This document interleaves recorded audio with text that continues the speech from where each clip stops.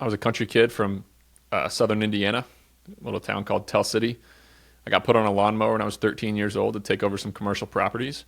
Learned real quick that business is very hard, but the first paycheck came, and I was addicted ever since. Went to college at Cornell, ran track and field, met my wife, started a company called Storage Squad, which does pickup and delivery storage for students. We grew that into 12 states, 25 major colleges. It was a hard business, man. Box trucks driving around towns, picking up boxes. We got up to a little over $2 million a year of revenue at our peak. We sold the business for a modest seven-figure exit in late 2020. Actually, very first couple weeks of 2021, we closed on that deal. So, yeah, man. Now I'm doing several other things. I own controlling interest in somewhere.com. Bolt Storage is our self-storage business that we've kind of built that first building. We can talk about that a little bit if you want to. But yeah, man, I think I'm just an opportunist. I love boring, old-fashioned businesses, and I think people get the wrong idea on entrepreneurship all the time. So, kind of that's where I come from.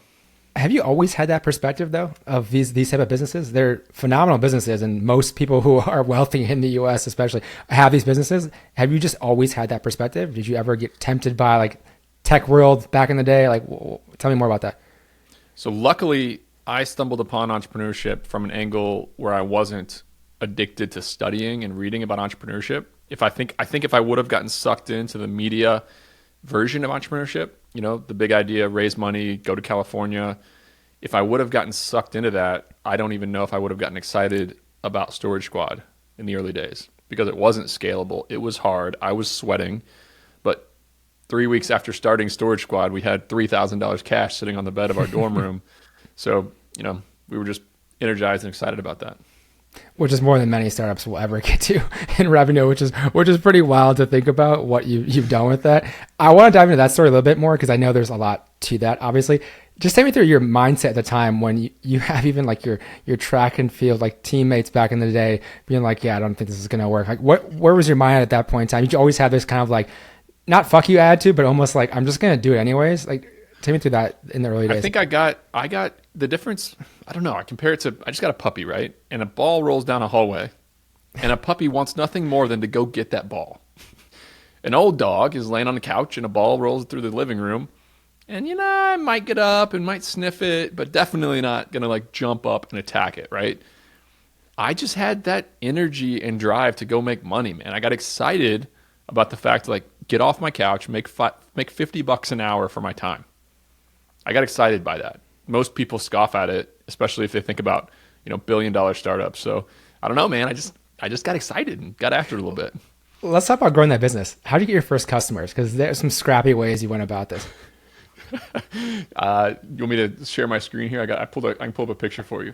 Basically, let me see if I can find it. This is my marketing plan, my entire marketing plan that took us to $2 million a year of revenue. Yes. This is my wife. This was back when she was my girlfriend. This is Boston. This is on the streets. I mean, we were doing storage for students. We knew where these students walked. We knew where they lived. We knew where they went to class. So I wrote an ad, if you're just listening, need storage? StorageSquad.com, $29.99 per box all summer. I personally wrote this ad myself over 5,000 times.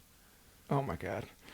And look, like there's an 8:40 class in the morning in Ithaca.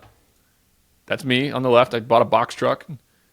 On the right, that's a cargo van, $1,500. We used student loan money to buy this. This is the one that my college track athletes made fun of when we were in that, in that locker room.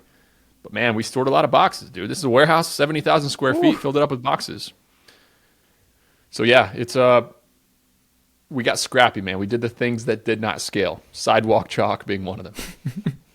What were some of the growth levers from that? Because obviously that worked tremendously well to get you to even like a couple million revenue. Anything else as you got bigger and bigger that you ever expanded to more schools? Same strategy or different playbook Yep. at the time? We flyers under doors. We knew where they lived. We knew what rooms they were in. Like I would hire students to go in their dorms and slide a flyer under every single door in a dorm. We didn't run Google Ads or Snap. Actually, our first paid ad was actually on Snapchat in 2017, but we were already over 2 million of revenue.